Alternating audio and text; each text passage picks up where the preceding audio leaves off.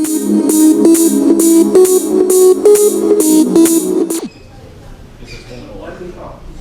it's not like she's just in a bedroom reading a book.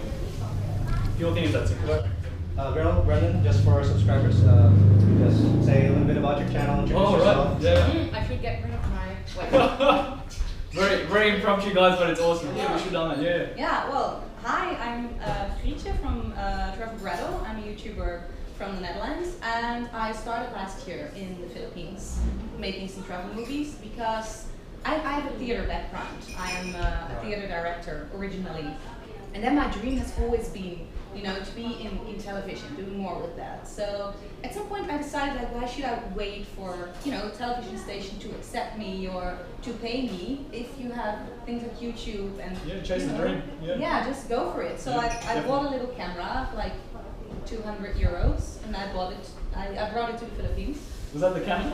Yeah, it was a small Canon one, small Canon camera. And then I started to make my videos, and I was really surprised that there were actually people going to watch it. And so yeah, and that went off very well. And then it's, you know, the channel is mainly about traveling. So there's the Philippines in there, but also Jordan, the Gambia, Thailand. And the thing that I like the most is that so many people react on your videos. Yeah. So many people come to talk to you, to say, sometimes it's about traveling, but it could also be about politics or even about personal things. You know, you get connected to people and you just have the talks. That was the discussion we're having earlier. It's amazing that we can do that right now. Yeah. Just For me, the best part has been the networking. Yeah. Like meeting all of you, like-minded people. And, Like, to give you an example, my family think I'm crazy. They said, don't go to the Philippines. Like just, the mentality is that they think it's very dangerous. So that's why I want to document there's good things here. Yes, there's dangers everywhere, but there's many beautiful things here too. And you can come here and enjoy it, you know. So. Yeah, and speaking about that, I think really one of the most important things about YouTube and, you know, vlogging and traveling and sharing experiences is really information flow, right? Yeah. I mean, at the end of the day, now we have a platform to share our knowledge and our information with other people that are looking for it, which might not necessarily just be online on the internet, right? Through blogs or whatever. People like to see, they get a little bit more of that experience, especially sound as well, right? So. Yeah, it's true. And it's also, I like it, it's a two-way street, you know? When you had television, I could make a very beautiful travel show to tell you about the Philippines, but you could not say anything back to me because that would end at the screen. You know, you can scream at the screen, but that's it. The level of engagement is higher. Yeah, now you can ask everything you want to me, like how much did it cost, who did you meet, did you think it was safe? So that one, I kind of peer-to-peer contact. Well, even like this, how we could get in touch. I was like, I love your videos, they're beautiful. You know, you're a professional filmmaker, and then like, hey, let's be friends, and we get in touch. Yeah. That's what I like. And that's why I was so happy, because she's in Europe, I'm in Australia. Sorry, I'm Brendan from The Adventures Travel Channel and Adventure Channel. But like, we finally got to meet. Do you know what I mean? It's like online dating. And for the record, this is the first time all of us. Yeah. But it's like online dating. We're chatting to each other. Oh, that's cool. And you know, what do you think of this? And then it's like like-minded people. They get it. Like it's difficult making videos. It takes up a lot of our time. But there's also a level of passion. So, you know, it's something we're passionate about and we're interested in, so the networking aspect has been the most amazing. That's it, and you know that too. If you are writing an article, that takes a lot of time. You want some good pictures with it, but making a video, that eats up days. Even it takes so much time. The camera shyness, I'm not sure how you guys feel about it. It took me a long time to get over it. Yeah. So even just personally, you know, I used to be always behind and then narrating, but people were saying, we want to see you. We want to see what we want to. Who are you? Yeah, who's this stranger? Yeah, so once I got over it, it's like, okay, it's not that big a deal. You know, not everyone wants to watch me, so I don't know how you dealt with it. It's sort of like, you shouldn't be so scared because some people will watch you, some people will hate you. It doesn't really matter, they're going to do it anyway, so you might as well just try to be yourself, or try to be comfortable in your own skin. But I guess that's a challenge for all of us. Well, for me, I think it was, I went to theater when I was 8 years old, and I wanted to be on stage when I was 6. So it was a thing that I always wanted, you know, and then people watching. So sometimes I feel a little bit silly when I'm in a big crowd and I'm just with my camera like this. But I think everyone feels a little bit silly Yeah. when you're doing that. And then especially if you start to talk when there's no one there. You imagine like someone listening to you. When you did it once, it's okay. Yeah, yeah, it's true. You know, I think human beings, it's all about adaptation. So, you know, as long as you just start, I mean, that's always the most important thing. Once you do that first step, everything else just follows, right? Yeah. Yeah, like, I guess, you know, not to get too hokey, it's like, you know, Michael Jordan, very famous basketball player. I heard this quote, you know, you don't count how many misses he had, you count how many, you know, what do you call it? Hits. Yeah, hits. So, you know, people are counting the wins, but sorry, the wins. Yeah. So he became famous basketball player by trying. You just keep trying, you know. You can have some misses, you'll have some wins, you're gonna win some losses, but it'll work out. You just keep trying, you know. So it's like, well, gotta get on camera, you know, it's like, success, you know, collab. Yeah, I mean, at the end of the day, it's all about dedication and passion, right? As long as you believe in what you're doing, I think you will be successful. Yeah, yeah, for sure.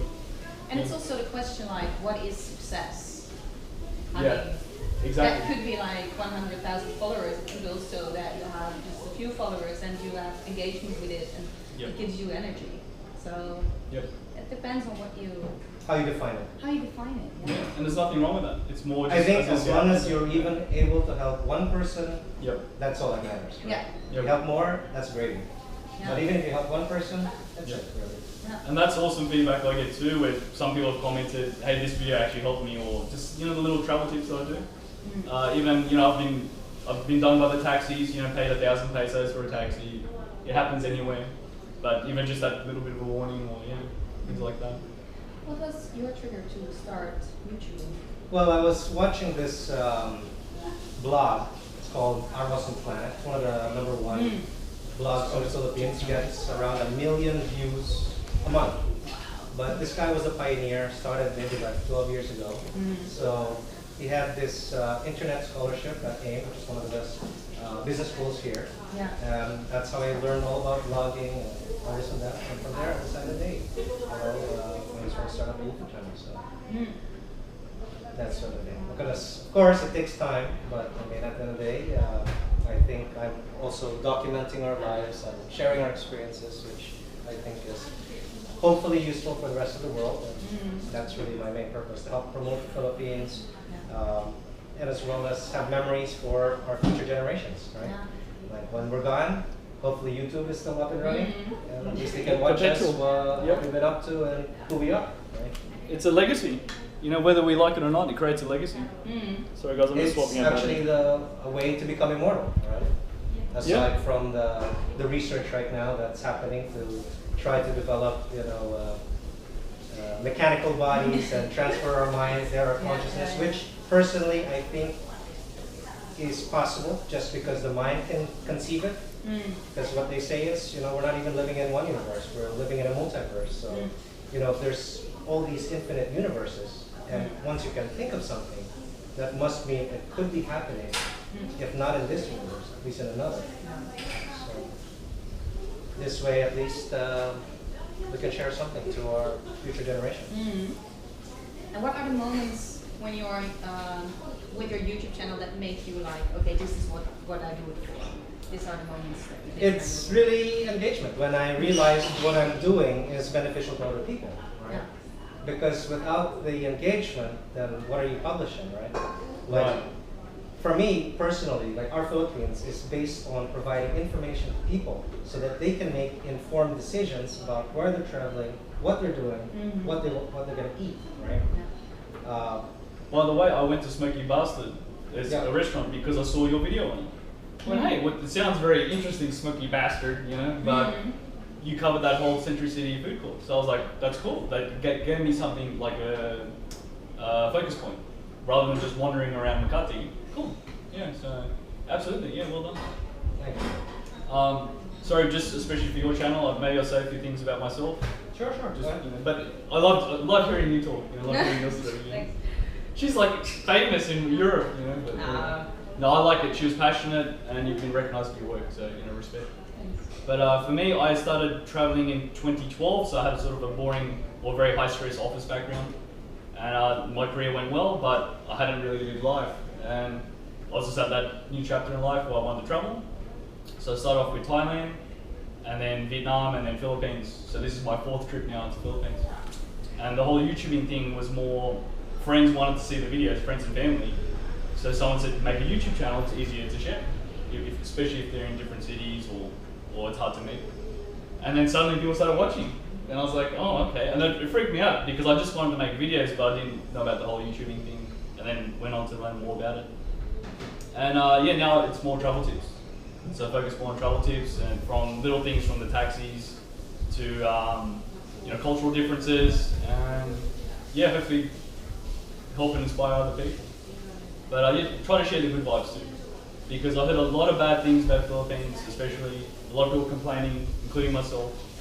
And luckily I met some wonderful people, local Pinoy, you know, people like yourself and John, you know, who owns this place. And they're like, no, there's good things, you're in the wrong places or you meet the wrong people, you know. So, and that's what I wanted to share, that there's a lot of beautiful things here in any country, but it's nice to be able to share that. Because when we're critical, you know, it's weird, people make even viral videos, like hate videos or rant videos. When we're critical, we're very fast to, oh, let's criticize. But sometimes we can share the good vibes too, you know, so, message. Yeah. Well, I think, you know, life is beautiful, so, you know, at the end of the day, there are negative people. I'm sure you get your share of dislikes and all that. They're always there, guys. The haters and trolls, they're always there. At the end of the day, if you're going to waste your time disliking videos, I mean, it's you wasting your life. Because that takes at least a second. Imagine all those dislikes you do in your life. Yeah. Because I got one hater, he started making hate videos about me. He's an Australian. And I didn't know how to take it. As in specifically targeted? Yeah. So I didn't know, I thought like, because I never met him. And I actually sent him a message like, if you want to meet and talk, let's talk. But I don't know, so. Like, why do you hate him? You don't want to meet that guy. That's a stalker. No, and the thing is, it's he's already a stalker. It's more fuel for the fire. They're doing it on purpose. So he was already ready for a fight. Like, oh, you're no good, and blah blah blah blah. Oh, I fell for it. So guys, don't fall for it. Just block them. Just ignore them. Because I think the best thing to do is ignore. Yeah. Because that's what they want. They want attention. Yes, exactly. So they're just doing. Ignoration is the killer. Sorry. When somebody ignores, killing people. Right? Yeah. But Would you have haters? Well, everyone does. Luckily for us, it's not like every time I upload a video, there's a dislike. So I haven't gotten to that level yet. If that happens, like every video I upload, there's a dislike, then actually I think our likes are quite good. I mean, maybe 95%. That's actually a good point. I've noticed in your videos, you rarely have a dislike, which is a good thing. You know, so yeah. But sometimes I'm not there to put any dislike. For example, for me, professional photos, I'm watching videos and I'm thinking, oh my god, that's totally really nonsense for Oreos. Yeah. But I cannot do it. Yeah. I'm afraid of cars. Yeah, I know what you mean. I think the same. Really. Like, why would you spend your day to hate someone else, you know? So I only dislike if it's really, if I feel it's like irresponsible, like a really dangerous bad thing, like someone. Or misleading, right? You have misleading videos. Sorry, you're misleading. You look at the description, tags, and then you watch the video, and it's not even about the thing that you're supposed to be showing. Yeah. Obviously, that's. We call it clickbait. You know, they put a hot thumbnail or a hot description, and you go, oh, that sounds hot. I have the feeling that for the haters, that it's not on the dislike part, but on in general, people getting annoyed by you if you react on many things under your videos. Maybe you have the same experience. I have my YouTube channel now for over a year, and I don't have one real hater that's really? to me. No, I have some people that ask me Congratulations, questions on that's the a video. big deal. They're critical. Yeah. And it's okay, and I always react to it. But I have never till now someone that was just like blurt out mean. Because mostly under videos, when people are mean, they have the feeling you don't read it because they don't talk about you directly. Right. They talk over your head. Like this guy is really, you know. Like behind your back, sort of. Behind your back while it's under your video. That's a good point. Silly imagination. Because I have the feeling the more you engage, the less people are tend to. That's a then good they have point. to do it in your face. That's a very good point. Because I've had some outright haters, like you're a effing idiot, blah, blah, you know, like whatever. And at the start I was like, wow, like they don't even know me, why would they do these things? And then I talked to some other. But you think they're Australian, the haters? No, they were from all over the world because I check. I do the background check, try to check their channel and their Google Plus, but yeah, usually they're from all over the world. So they could be Pinoy or American or Australian. That one guy, that crazy guy was Australian, but we won't talk about him anymore. But Yeah, just some people. And sometimes we call them armchair warriors because they're on their computer, in the basement. Ha ha ha ha. They would never talk like that in real life. So it's just whatever. But that's a good point. They probably don't expect you to reply sometimes. They're just testing you. Yes. Yeah. Sometimes. Well, they say you can't really hate somebody until you love them. So at the end of the day, It's a you bias. gotta love Yeah. them. Love You it. gotta love That's it. a very good one. Yeah. No, very good point. Yeah. That's right. You love. Yeah. Yeah. There's someone, we've got some fans. Yes. Some over passionate fans. Yeah. But I'm at that stage where I might get a few dislikes on a few videos like regularly. So it's a troll. As soon as you upload it, someone hits the dislike. Do you know what I mean? So yeah. But anyway, it's okay.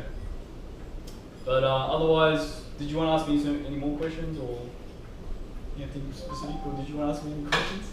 I don't know. We're just having a discussion. It's a hangout. Literally, it's a hangout. It's cool. No, we're taking out Brandon for lunch. You're more than welcome to join us. We're going to have the best lukban longanisa in Makati. It's fantastic. More than welcome to join us. It's one of our favorite, like down-to-earth Pinoy restaurants in Manila. They serve excellent Filipino food at budget prices. I'm already getting hungry thinking about this. Yeah. But How do foreigners like Filipino food? We took our vlogging friends Brendan and Gretel from Australia and the Netherlands to find out at a must-visit restaurant, Buddies. Buddies for us is the epitome of Pinoy comfort food in a casual setting with a few branches around the metro. Buddies serves the best longanisa we have ever eaten in our life, period. Their specialty lukban longanisas are